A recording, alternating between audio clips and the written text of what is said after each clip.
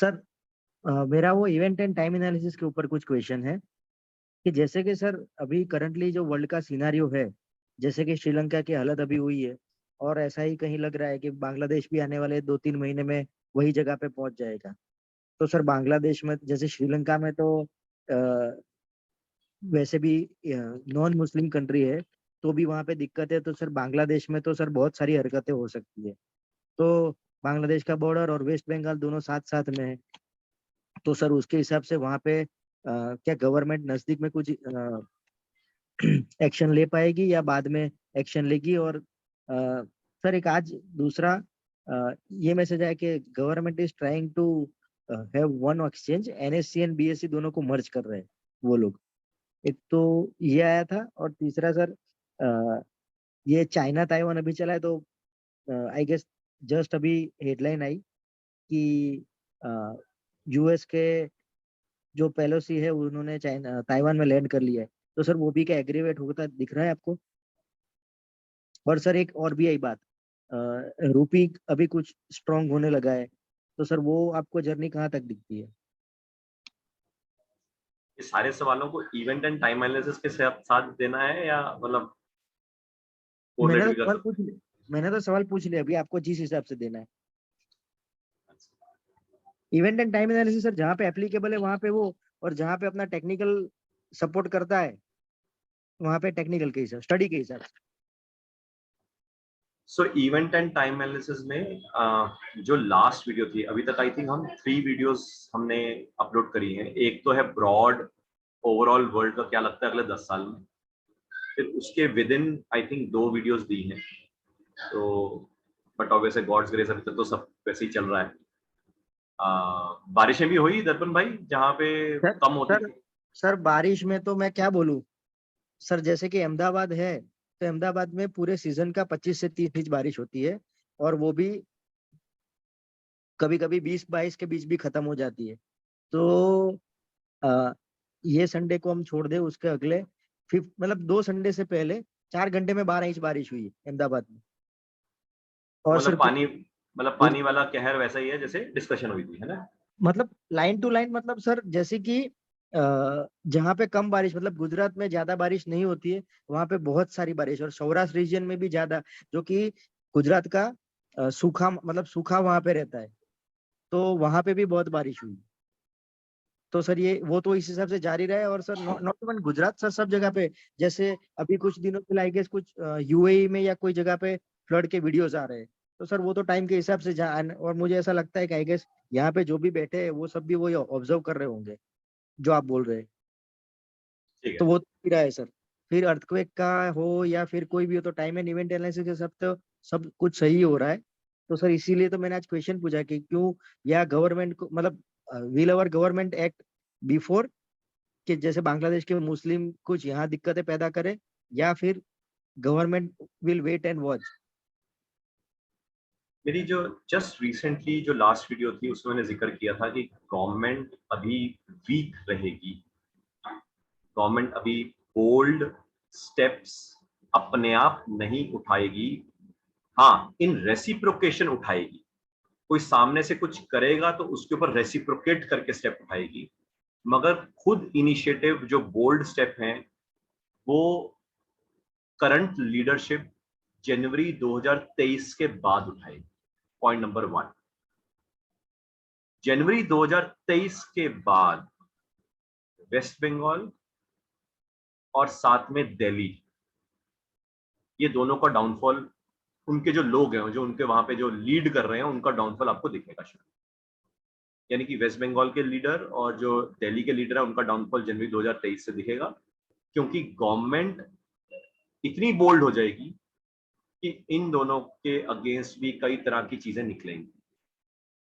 तीसरा पॉइंट, जैसे श्रीलंका की हालत है वैसे बट ऑब्वियस है बांग्लादेश की भी हालत कुछ कुछ उसी लाइन में चलेगी, मगर एक सरप्राइज पैकेज निकलेगा नेपाल का, और भूटान में भी चैलेंज निकलेगा। ये तीसरा point.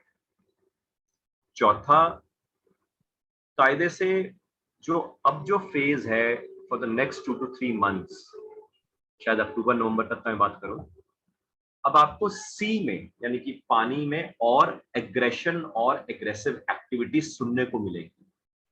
So one can be सी के अंदर आपस में अटैक्स हो रहे हैं, शिप्स डूब रहे हैं, शिप्स आपस में टकरा के या अपने आप ही डूब रहे हैं, रेक मतलब टूट रही हैं और डूब रही हैं, या पानी के अंदर जैसे वो स्टॉर्म्स होते हैं, वो स्टॉर्म्स बहुत तेज से बढ़ेंगे पानी के अंदर, यानी कि water related. And plus air crash का अभी भी खतरा टला नहीं है, तो एयर क्रैश अराउंड वाटर वो रहेगा काफी। बट अभी अब आपको न्यूज माइंस के अंदर क्रैशिंग की भी दिखेगी, माइंस के अंदर, यानी माइंस के अंदर क्रैश होते हुए की संभावना दिखेगी। ये जो अभी आपने स्कैंडल्स देखे हैं बाहर निकलते हुए अभी इसका और बड़ा वर्जन दिखेगा। ये तो अभी कुछ भी नहीं है, मतलब इसका बहुत बड़ा वर्जन दिखेगा ये स्कैंडल्स का। और जैसे मैंने पहले भी कहा था, कई जगह जहां पे स्टेबल गवर्नमेंट है, जहां पे मेजॉरिटी की गवर्नमेंट है, वो टूटते हुए आपको दिखेगा। तो यानी कि ये सारी चीजें अभी चलेंगी और चल रही हैं।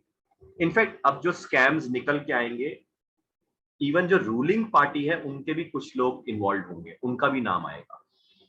यानी कि कहने का मतलब यह है कि जिसने भी पंगेबाजी कर रखी थी, या जो भी इन्वॉल्व था, या जो भी देश के हित में काम नहीं कर रहा था, उन सबका नंबर आएगा। जैसे जैसे ये जो लीडरशिप है उसका जो टाइम जो है वो जनवरी 2023 का जैसे ही स्ट्रांग होएगा, ये टाइम उन सारों का खराब शुरू हो जाएगा। खराब तो वैसे दिख ही रहा उनका, बट धीरे करके उनका और खराब शुरू हो जाएगा।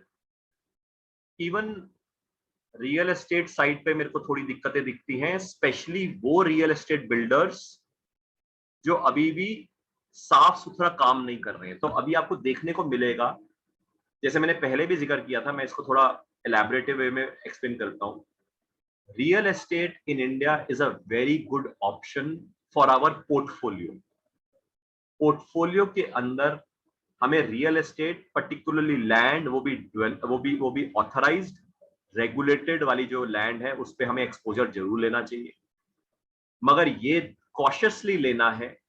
बिकॉज मैंने जैसे लास्ट वीक भी मैंने जिक्र किया था कि लैंड में इंडिया में आपको थोड़ा स्लो डाउन दिखेगा। स्टार्टिंग फ्रॉम दिस अगस्त अब शुरू हो गया है, तो आपको अगस्त से लेके अगले 6 महीने में आपको कोई अच्छी डील सस्ती मिल जाएगी। मगर ये याद रहे, आयरे गायरे नत्थु बिल्डर से नहीं लेना, क्योंकि अब आपको बिल्डर्स के अंदर, बिल्डर में कई जो रियल एस्टेट डेवलपर्स हैं, शायद उनके अगेंस्ट टारगेटेड चैलेंजेस रहेंगे। मतलब शायद बिल्डर बेचारे को मार दिया जाए या सुसाइड कर ले, या मतलब सो रियल एस्टेट बिल्डर्स में कई लोग बहुत चैलेंजेस में आने वाले संभावना मेरे को लगती है, based on event and time analysis. So I think एक तो ये क्रक्स आपको थोड़ा क्लियर वर्डिंग में मैंने आपको बताने की कोशिश करी दी है। जो दूसरा क्रक्स है, वॉर लाइक सिचुएशन, ये हमारी पहले ही बात हुई है। चाइना ताइवान होना है, इशू क्लैश होना है, वो जून जुलाई में एक्सपेक्टेड था, may be it's just getting delayed. यहाँ पे जो सर्कमस्टांसेस भी हैं, इट हैज टू एग्रेवेट का मतलब either aggravation on China Taiwan front, क्योंकि हमारे 3 फ्रंट हैं जो खुलेंगे। पहला ये रशिया यूक्रेन फ्रंट था, दूसरा मैंने चाइना एपिसोड बताया था, और तीसरा मैंने मिडल ईस्ट एपिसोड बताया था। तो रशिया यूक्रेन या तो रशिया टुवर्ड्स ईस्टर्न यूरोप का एपिसोड बन जाएगा, यानी कि एग्रेवेट हो जाएगा, या रशिया यूक्रेन यहीं पे और साथ साथ शायद चाइना ताइवान बेल्ट खुल जाएगा, या शायद इन दोनों के बेल्ट के अलावा मिडल ईस्ट का बेल्ट खुल जाएगा। This has to further aggravate. तो ये जो सिचुएशन है इसको एग्रेवेट होना ही होना है, इसको मतलब इवेंट एंड टाइम एनालिसिस में अल्टीमेटली ये क्योस बढ़ना ही है। तो जहां जहां स्लो डाउन होएगा वर्ल्ड में, वहां वहां यह क्योस और बढ़ेगा। तो इसलिए उसके लिए तो हमें वेट करना है। और अभी चाइना अभी इंडिया के साथ भी पंगा लेगा, जो मैंने पहले भी जिक्र किया था, बॉर्डर में पंगा लेगा। हालांकि ultimately India will have a upper hand, उनको अच्छी खासी व्हाट डू यू कॉल अच्छा खासा जवाब दिया जाएगा। बट ये फेज अभी वैसा चलने की संभावना है। तो इस लिहाज से this is how the whole world और particularly India is looking like.